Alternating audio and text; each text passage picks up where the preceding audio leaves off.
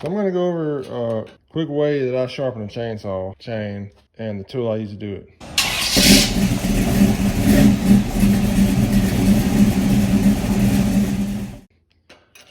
So this here is a steel brand. I have another one. So this is 3/8P from my Echo 355. But they have a cheaper brand on Amazon. It's they have some that's German made. I have one actually for a 7/16 chain. It goes on the steel and it works just as good as this one. The only difference is it's not steel. Now I do notice, I don't know if it's the files or not, but in the other one it has, one of the files has a little play somewhere, I guess in here, or maybe it's just too short. But you can replace the files with some better files or whatever when they get wide, or you just shove something, because this comes open, the end cap comes off to change the files out. And you just shove something on the end of that to keep it a tighter fit, because it's got just a little side-to-side play. But this one does not at all, because it's a steel. I mean, it's made a little better than that one, even though that one works. But it's like twice the price of what that one is too. So here's the other one I was talking about. It's a, I guess, chain sharp brand, made in Germany. 7/32. I said 7/16. 7/32. That's what I meant. And it goes, that's the chain that goes on the steel 038. And as you can see, it looks exactly the same. Gives you, orientation of it. And it even tells you on here what size, 7/32. So, these work really good. This is just a tool. It's got a little grinder wheel, and it's set. You set your chain here, and you loosen it, tighten it down. It's electric. You let it down, and it sharpens the tooth. It sharpens the tooth just on the top though, but it doesn't get down in there like a file does. Of course, you could just take just one single file, your round file right there, and file it too. But the thing about that is it doesn't get these guides. It doesn't get the guides down. So eventually it's basically even and it's not really cutting good.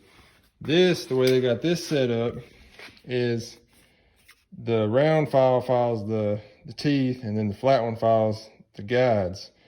So if you see it's got different orientations, it tells you which way it points. It says going this way when your saw is sitting like it is here. Now when you flip your saw around, you flip this straight over, and it tells you going that way, and which arrow, I know you can see it right there, but anyway, it tells you which way your saw is going. So obviously I have it this way. I've already done the other ones, and I flipped it around. And I'm doing this one-handed because my stand for my camera is at the house and I'm at the shop. So but anyway, you start like this, and like I said, I'm doing it one-handed. And I usually only do it 10 or 12 swipes, depending on how dull it is. That's about as good as you need.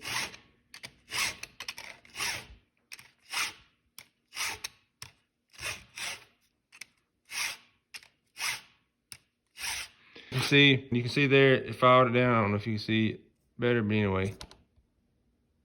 And it's good and sharp, and it also does the guides here. You see that's been filed down. It's easy, I mean, one hand is kind of hard to show you. This is a game changer, man. It really is. I don't know who invented this specifically, whether it was Steel or whoever. But this particular sharpening tool, doesn't matter what brand it is to me the game changer, because it keeps it cutting like new. Like when you throw a new chain on there, because it keeps the guides down also the right height. The way these bars, because the bars here ride on top of the teeth here and the next teeth. But you can see how that one rides there, and this one rides over here. I'm sorry, it's not focusing very well, but you see where they ride, and it does just right in the right angle, and it keeps it like new. So I really like these a lot. I know a lot of people know them, but a lot of know about them. Some people don't. You should get one of those. They work really well if you haven't used one.